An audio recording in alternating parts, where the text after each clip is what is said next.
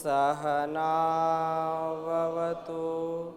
सहनौ भुनक्तु सह वीर्यं करवावहै तेजस्विनावधीतमस्तु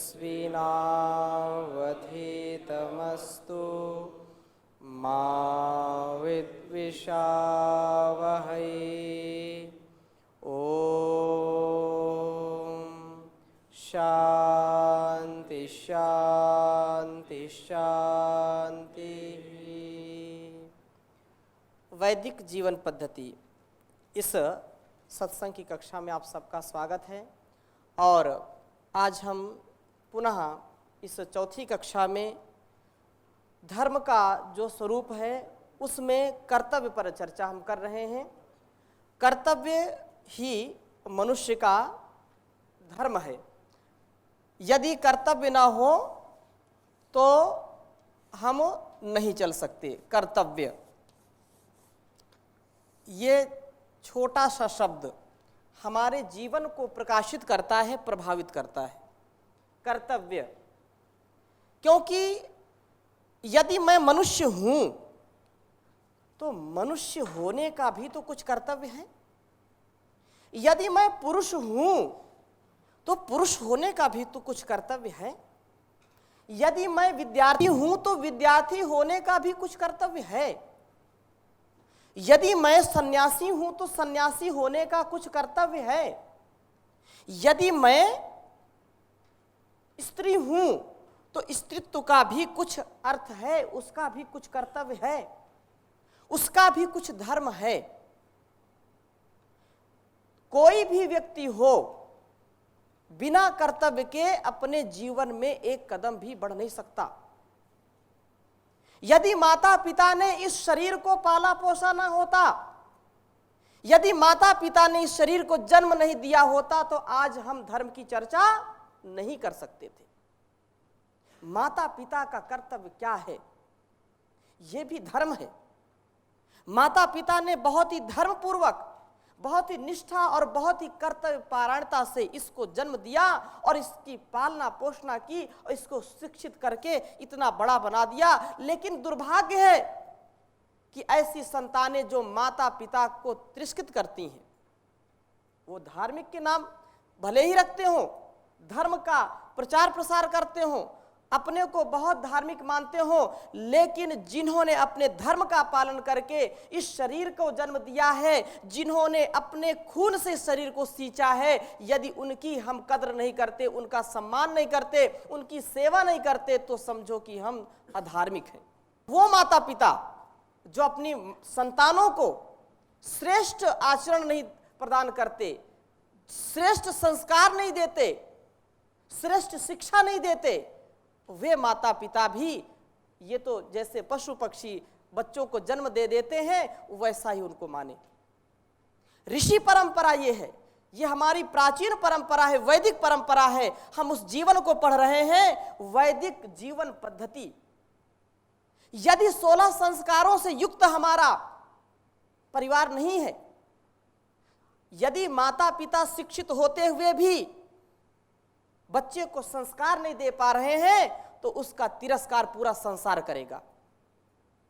और यदि संस्कारित बच्चा है तो उसका लोग सत्कार करेंगे। बिना संस्कार के कोई भी अच्छा काम नहीं कर सकता। संस्कार सम्य प्रकार से किया हुआ जो भी कार्य है वो संस्कारित कार्य कहलाता है। तो हम कर्तव्य की बात कर रहे हैं। कर्तव्य ही धर्म है।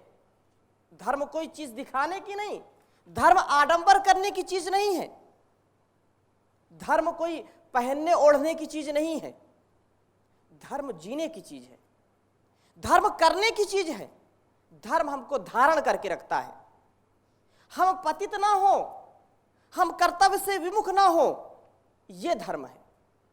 प्रणाम स्वामी जी। जी, जैसे आपने अभी बताया कि हमारा कर्तव्य ही धर्म है। जी, अभी बताया कि माता पिता जो और ये समाज जो हमारा देता है, जी, ये राष्ट्र जो हमारा यहाँ तक हम जो भी आए हैं, जी, एक हर एक प्राणी का और हर एक व्यक्ति का हमारे यहाँ तक पहुँचने में योगदान है। जी, इसके साथ साथ सबसे बड़ा योगदान हमारा माता पिता और समाज दोनों का है।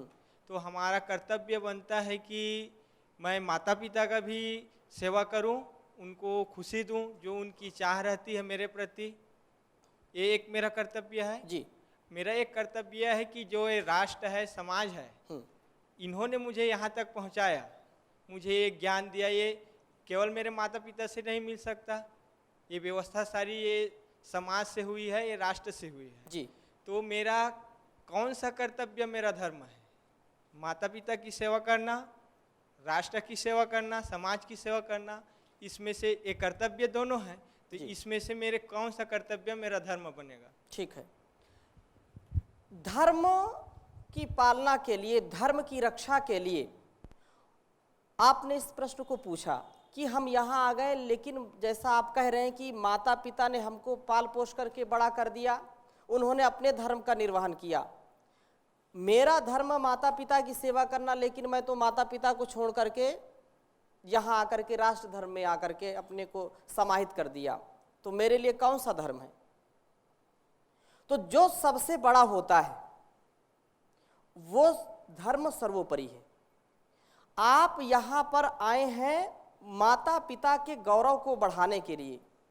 माता पिता आपको अपने संस्कारों से इतना पाल पोस करके बड़ा किया है, और उनकी चाहना ये केवल इतनी बात नहीं कि माता पिता के पास रह करके माता पिता की आज्ञा का पालन ही उनकी सेवा है, ये कदापि इसका अर्थ नहीं लेना चाहिए। वो मैं उनकी बात कर रहा हूं जो अपने माता पिता के साथ रहते हैं लेकिन माता पिता की बात नहीं मानते। क्या उनको आप माता पिता की सेवा करना बोलोगे? वो माता पिता के साथ रहते हैं लेकिन उनका प्रिय आचरण नहीं करते।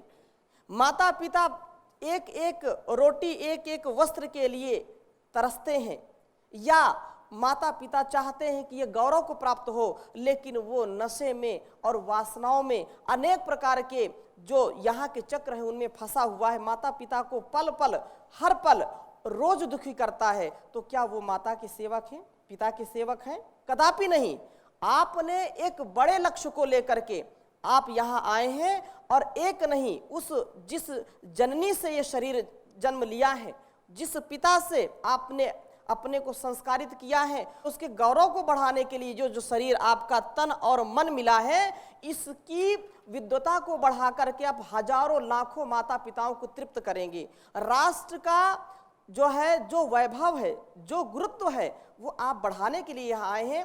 यदि आपकी ऐसी भावना है तो आपकी ऐसी भावना आपके माता पिता तक संप्रेषित होती है, और वो माता पिता को हर पल हर क्षण सुख देगी।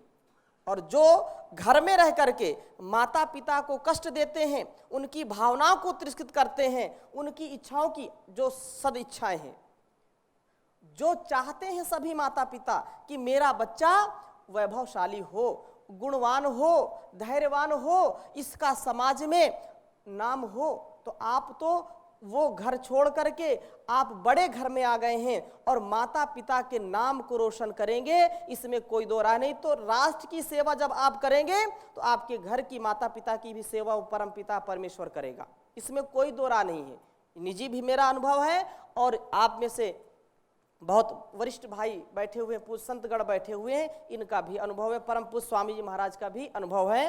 तो आप अपनी सेवा, अपने उत्कर्ष, अपने कर्तव्य को राष्ट्र कर्तव्य मिला रहे हैं, तो राष्ट्र से अलग माता पिता नहीं है, वो भी राष्ट्र में है। क्योंकि राष्ट्र सुरक्षित है तो हम सुरक्षित हैं, हमारे माता पिता सुरक्षित हैं। ठीक है, तो कर्तव्य की बात कर रहे हैं। कर्तव्य से ही मनुष्यता है, और मैंने कहा यहां से मैं आरंभ कर रहा हूं कि इस मनुष्य शरीर को पाकर के यदि हम अपने इस मनुष्य शरीर के कर्तव्य का पालन नहीं कर रहे हैं, धर्म पूर्वक आचरण नहीं कर रहे हैं, तो मानव शरीर का कोई महत्व नहीं है। पशु पक्षियों की जो शरीर है, जो काया है, और हमारी जो काया, इसमें कोई अंतर नहीं है। कुछ लक्ष्य को लेकर के हम आए हैं। राष्ट्र की संस्कृति, जीवन का जो वैभव है, जीवन किस लिए मिला है, इस पर चिंतन करके इसको आगे बढ़ाने से इसका कर्तव्य पूरा होगा। धर्म पूर्वक कर्म करने से धर्म का मर्म पहले समझें, धर्म की चर्चा हो रही है, धर्म के स्वरूप को समझें, तब जाकर के हमारा कल्याण होगा। और ये शरीर भोगने के लिए नहीं है, भोग तो भोगना है। जो भी हम देख सुन जान रहे हैं, खा पी रहे हैं, ये सब क्या है? भोग है। इतनी महिमा धर्म की गाई है कि पूछिए मत। धर्म जन्म कुले शरीर पटुता सौभाग्यमायुर्लभम्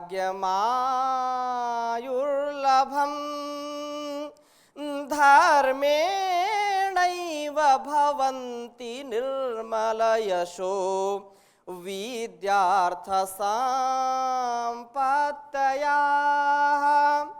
कान्तारा च महाभया च सततं धर्मः परित्रायते धर्मा सम्यगुपासतां भवति हि स्वर्गापवर्गप्रदा स्वर्गापवर्गप्रदा। धर्म से ही स्वर्ग, धर्म से ही अपवर्ग, ये सारी संपत्ति, जीवन की संपत्ति, जीवन का वैभव, जीवन की उत्कृष्टता धर्म में निहित है। धर्म के कारण ही जन्म, कुल तथा शरीर में पटुता आती है, और धर्म ही सौभाग्य, बल, आयु का दाता है, और धर्म से ही निर्मल यश की, विद्या की और धर्म अर्थ की, संपत्ति की प्राप्ति होती है। धर्म ही महाभयों से, जो महाभय है, यहाँ पर भय अनेक प्रकार के हैं, उनसे बचाता है, और धर्म ही धर्म के सेवन करने वालों को स्वर्ग तथा अपवर्ग मोक्ष की प्राप्ति कराने वाला है। क्योंकि पहले ही कक्षा में जो है वैशेषिक दर्शन का जो सूत्र बताया था, यतो अभ्युदय निश्रेयस सिद्धि सा धर्मा, जिससे अभ्युदय हो, जिससे श्रेयस की प्राप्ति हो, वो धर्म कहलाता है। इसलिए धर्म रक्षक तथा आनंदप्रद है, धर्म का ही पालन करना चाहिए। बिना धर्म के पालन किए हमारे में सुख शांति की प्राप्ति नहीं हो सकती है। अशांति और अनेक प्रकार के दुखों से हमको बार बार लगातार जूझना पड़ेगा। एक धर्म पूर्वक यदि आचरण करते हैं, अपने कर्तव्य का यदि आचरण करते हैं, तो कभी भी हम पतित नहीं होंगे। जैसे मैंने माता पिता का उदाहरण दिया, माता अपने कर्तव्य का पालन करती है, उसमें कोई आसक्ति नहीं होती। यद्यपि आसक्ति का तात्पर्य यहां पर यह है कि जब तक वो बच्चा है, शिशु है, उसको वो पालती पोसती है। बार बार लघुशंका करता है बच्चा बिस्तर पर, बार बार जो है मल करता है, लेकिन माँ कभी दुखी नहीं होती, माँ कभी उसको उठा करके पटक नहीं देती। वो कर्तव्य कर रही है। और कर्तव्य में हम आगे पढ़ेंगे कि धैर्य, धैर्य कभी छूटता नहीं। धृति क्षमा दमोस्तेयम, इसकी भी चर्चा करेंगे। जो व्यक्ति धैर्यवान है, जिसमें धृति है, वही धार्मिक है। हम छोटी छोटी बातों में उलझ जाते हैं, परेशान हो जाते हैं, हताश निराश हो जाते हैं, क्रोधित हो जाते हैं। इन लक्षणों से युक्त व्यक्ति कभी भी धार्मिक नहीं हो सकता। हाँ, ये बात जरूर है, अन्याय के प्रति, राष्ट्रद्रोह के प्रति, आतंकवाद के प्रति, व्यभिचार, भ्रष्टाचार, बलात्कार के प्रति, राष्ट्र उत्थान जहां पर अवरुद्ध हो रहा हो, वहां पर धैर्य कभी नहीं रखना चाहिए। धैर्य हो, लेकिन वैसा धैर्य मैं नहीं कहता ठीक है आतंकी आ रहे हैं आने दो, धैर्य रखो सब ठीक हो जाएगा, ये बात नहीं। घर में चोर आ गए, ठीक है आने दो कोई बात नहीं, ले जाने, धैर्य रखो फिर कमा लेंगे। कोई घर में आग लगाने आ गया, धैर्य रखो, आग लग जाने दो कोई बात नहीं, फिर बना लेंगे घर। ये धैर्य नहीं, ज्ञानपूर्वक धैर्य। किसी माँ से कोई पूछे या कोई व्यक्ति चर्चा करे कि धैर्य की क्या लिमिट है। बच्चा कितनी बार रोए, कितनी बार जो है अनेक प्रकार, कभी कभी स्तनपान कराते कराते दांत भी लगा देता है, रक्त निकलने लगता है, लेकिन माँ उसको कभी स्तन से अलग नहीं करती। भूखा होगा तो जरूर दुग्धपान कराएगी, स्तनपान जरूर कराएगी। ऐसा कभी हुआ है? कि बच्चा रो रहा हो और माँ उसको स्तनपान न कराए, कभी नहीं हो सकता। माँ बच्चे से ज्यादा संवेदनशील होती है, उसको ज्यादा पीड़ा होती है कि मेरा बच्चा भूखा न रहे। और ये तो पशुओं में भी है, मनुष्यों की बात छोड़ो, पशुओं में भी जब तक बच्चा उसका बड़ा नहीं हो जाता उसकी जो है पालना पोषण करती है। एक गाय का बछड़ा जब तक वो सक्षम नहीं होता, गाय सोचती है मैं इसको कितना दूध पिला दूं, सोचती है बार बार, जब तक उसको दूध नहीं पिला देती, उसके थन में जब दूध आ जाता है तो सोचती है सबसे पहले बच्चे को पिलाऊं। बच्चा भूखा है, चिल्ला रहा है, तो गाय चारा नहीं खा सकती। चिड़िया भूखी जरूर हो, लेकिन उसके घोंसले में छोटे छोटे चू चू करते हुए बच्चे भूखे हैं तो वह दाना निगल नहीं सकती, दाना लाएगी कहीं से, पहले बच्चे को खिलाएगी फिर स्वयं खाएगी। तो ये तो पशुओं में भी है, पक्षियों में भी है, लेकिन मनुष्य की स्थिति और विचारणीय है। इसको समझना चाहिए। जो माँ हमको इतना पाल पोस करके बड़ा करती है, माता निर्माता भवती, तो माँ का जो कर्तव्य उसने निभाया, हमारा जो कर्तव्य हमको निभाना ही हमारा धर्म है। और मनुष्य जीवन का जो लक्ष्य है उसकी प्राप्ति के लिए भी ये जो जीवन मिला है, जो शरीर मिला है, तो शरीर के प्रति भी हमारा कुछ कर्तव्य है। भाई इसको स्नान करें, योग करें, प्राणायाम करें, व्यायाम करें, इसको स्वस्थ रखना हमारा परम कर्तव्य है, परम धर्म है। ओम स्वामी जी। जी हमारे आजकल का जो दुनिया है, चींटी से लेकर हाथी तो प्रकृति अपना अपना कर्तव्य लगभग पालन करते हैं। जी आम लोग अपना अपना कर्तव्य भी करते हैं, जी। जैसे किसान खेती करना, छोटे मोटे आदमी अपना व्यवसाय से लेकर अपना अपना काम लगभग करते हैं। लेकिन जो उपरस्थ है, जैसे जुडिशियल है, एडमिनिस्ट्रेटिव है, या हमारे जो उच्च वर्गों का लोगों का है, जी वो लोग अपना अपना कर्तव्य पालन नहीं करते हैं। वह हमारा जो माकले का शिक्षा पद्धति भी अभी प्रचलित है, उसमें भी एक कर्तव्य के बारे में किताब में नहीं है, कैसे हमारा आचरण करना है धर्म के बारे में। जो आप 17 जो पॉइंट दिए इस बारे में जानकारी के लिए नहीं है, तो इसके बारे में क्या करने से हो सकता है जानकारी। ठीक है, बहुत अच्छा प्रश्न है। और इसीलिए तो ये सत्संग की व्यवस्था है, इसीलिए प्राचीन काल से स्वाध्याय की व्यवस्था है। चाहे वह कोई भी हो, स्वाध्याय चाहे अधिकारी व्यक्ति हो चाहे कर्मचारी हो, चाहे वह बहुत राजा हो चाहे प्रजा हो, सबके लिए स्वाध्याय सत्संग की व्यवस्था पहले से थी, शास्त्रार्थ की व्यवस्था थी। जिन चीज़ों को हम नहीं जानते हैं उनको जानने का प्रयास करना चाहिए, और जान लिया तो फिर वैसा आचरण करना चाहिए। आज इसका अभाव है, इसीलिए वो अपने कर्तव्य को नहीं समझ पा रहे हैं, नहीं जान पा रहे हैं, जिससे अनेक प्रकार की जो है विसंगतियां हैं शासन में, प्रशासन में, अधिकारियों में, और जो भी कार्यालयी कार्य होते हैं उनमें अनेक प्रकार के दोष हैं। वो दोष सभी जानते हैं। उसका प्रमुख कारण यही है, जिसका वो वेतन ले रहा है उस कार्य को भी करने में वो कतराता है, तो वो पुण्य नहीं, वो पाप का भागी है, वो धार्मिक नहीं अधार्मिक है। उसको कैसे ठीक करें? उसको तो जब वह व्यक्ति स्वाध्याय करेगा, सत्संग करेगा, अथवा ऐसी शिक्षा लागू की जाए। इसीलिए तो परम पूज्य स्वामी महाराज प्रयास कर रहे हैं कि मूल में क्या है? शिक्षा। और यही आज के युग में लोग, जैसे लाल मैकाले ने शिक्षा को, भारतीय शिक्षा को, भारतीय संस्कृति को नष्ट करने का जो बड़ा कुचक रचा कि उसको गुरुकुली व्यवस्था यहाँ से उखाड़ करके फेंक दो, ये भारतवर्ष अपने आप गुलाम हो जाएगा। क्यों? क्योंकि शिक्षा दीक्षा ही हमारी जड़ है, हमारी मजबूती है, और उसको लोगों ने उखाड़ करके फेंकने का जो कार्य किया, जो षड्यंत्र रचा, उसके तहत आज हम अपनी संस्कृति पर जहां गौरव होना चाहिए वहां शर्म आती है लोगों को। इसकी चर्चा जहां आध्यात्म की करें, ऋषि मुनियों की बातें करें तो लगता है बिना मतलब बातें। लेकिन आप देखें, चाहे रसिया हो, रूस, जापान, अमेरिका, आज उन्हीं ऋषियों की बातों पर रिसर्च कर रहे हैं,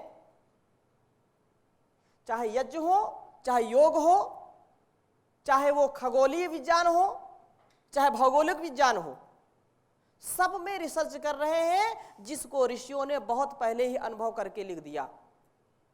और जब पूरा रिसर्च हो जाता है तो घूम घुमा करके फिर वहीं आ जाते हैं, हाँ ये बात तो ठीक है। तो कहने का आशय ये है कि शिक्षा व्यवस्था पहले ठीक की जाए। जब शिक्षा व्यवस्था ठीक होगी तो हम उन चीज़ों को जानेंगे, जान करके फिर उनको मानेंगे, मान करके उनका आचरण करेंगे, तब ये धर्म की स्थापना होगी। ठीक है, पुनः आ जाते हैं शरीर के प्रति कर्तव्य। यदि शरीर के प्रति कर्तव्य आपने नहीं निभाया तो ये रोग दोष से पूर्ण हो जाएगा और सड़ गल जाएगा, नष्ट हो जाएगा जल्दी। इसलिए ऋषियों ने धर्म पूर्वक इसको कर्तव्य बताया कि आपको योग, प्राणायाम, ध्यान ये जरूर करना है और उसके साथ साथ आहार भी लेना है। ये कर्म है, ये कर्तव्य है, अपने शरीर के प्रति कर्तव्य। सर्वमन्यत परित्यज्य शरीरम अनुपालयेत, सभी कार्यों को छोड़ करके पहले, वहां पर आया सभी धर्मों को छोड़ करके। सभी धर्मों का तात्पर्य क्या है? अन्य जो सभी कर्तव्य हैं, जैसे पढ़ना है, जैसे सेवा करनी है, कृषि करनी है, किसी भी प्रकार की कोई सेवा है, कोई भी कर्तव्य है, उसको छोड़ करके पहले क्या करें? शरीर की उन्नति करें। अब इसका तात्पर्य कभी मत ले लेना कि ठीक है दिन रात केवल शरीर की ही उपासना करें, सारे कार्य छोड़ दिया, ऐसा नहीं। इसकी प्रधानता बताने के लिए जो है, इसका महत्व बताने के लिए कि आप शरीर को सबसे पहले, महर्षि देव दयानंद भी कहते हैं कि सबसे पहले शारीरिक उन्नति, फिर आत्मिक उन्नति, इसके बाद सामाजिक उन्नति। व्यष्टि से समष्टि चलती है, व्यष्टि से समष्टि। व्यष्टि को ठीक करिए पहले, व्यष्टि को पहले ठीक करिए। अंधम तमः प्रविशन्ति ये असंभूति उपासते ततो भूय युते तमो याऊ संभूत्याम रताः। तो दोनों चीजें हमको समझनी है। इसी को जब समझ करके हम आगे अपने आचरण में लाते हैं तो वो धर्म कहलाता है। बिना इसके समझे हम चीजों को नहीं समझ सकते और अपने जीवन में जब तक इसको उतारेंगे नहीं, लाभ नहीं होगा। यहां तक बात स्पष्ट हो गई। आगे शरीर का जो धर्म है, जो गुण है, वो अच्छे आहार से है, अच्छे विचार से है। आहार से क्या होगा? जब अच्छा आहार लेंगे तो वात पित्त कफ संतुलित रहेंगे। वात पित्त संतुलित रहेंगे तो क्या है? शरीर स्वस्थ रहेगा। अच्छे विचार आएंगे तो रजोगुण, तमोगुण, सतोगुण ठीक रहेंगे, उनमें संतुलन रहेगा। रहेगा कि नहीं? यदि अच्छे विचार नहीं आए, आलस्य और प्रमाद रहा, तो वह व्यक्ति ठीक कार्य नहीं करेगा। आहार और विचार आधि और व्याधि से बचाते हैं। इसको लिख लो आप।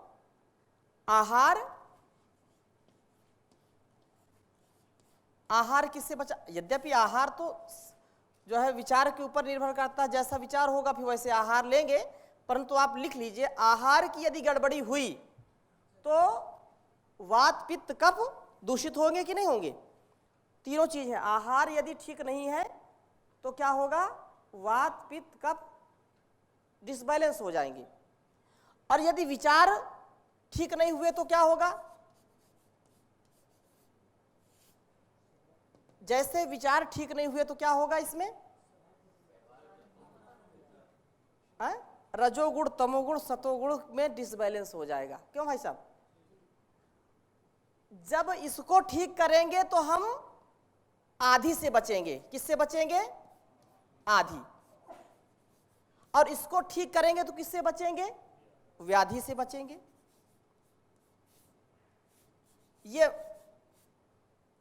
ये हमको समझना चाहिए और ये हमारा परम कर्तव्य है। आधि व्याधि से बचें, उसके लिए स्वाध्याय करें, सत्संग करें, धर्म पूर्वक आचरण करें। बिना इसके ठीक नहीं होगा। और शरीर किस लिए मिला, फिर अगली बात आएगी। शरीर मिला है हमको ऊंचे लक्ष्य की प्राप्ति के लिए, पर सेवा के लिए, पर उपकार के लिए, और इसके बाद उसी में हमारा भी उपकार निहित है, हमारी भी सेवा निहित है, हमारा भी उत्कर्ष निहित है। धर्म, अर्थ, काम, मोक्ष, पुरुषार्थ चतुष्टय उसी में समाहित है। इसके लिए शरीर की आरोग्यता बहुत आवश्यक है। और शरीर आरोग्य जब मिल जाए या हो जाए तो फिर आत्मिक उन्नति के लिए कार्य करना चाहिए कि नहीं? उसके लिए फिर एक एक पल जागरूक रहना है।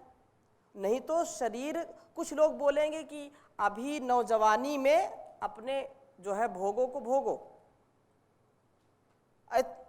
ये सब कुछ क्या है? भौतिकता हमारे लिए है, तो भौतिकता में हम कहीं पीछे ना रह जाएं। जो भी रूप, रस, गंध, स्पर्श, शब्द आदि के भोग हैं उनसे हम वंचित ना रह जाएं। इसको भोगो, इन्हें छूट ना जाए कहीं। जन्म तो बार बार मिलते रहेंगे, लेकिन ये दृष्टि ठीक नहीं है।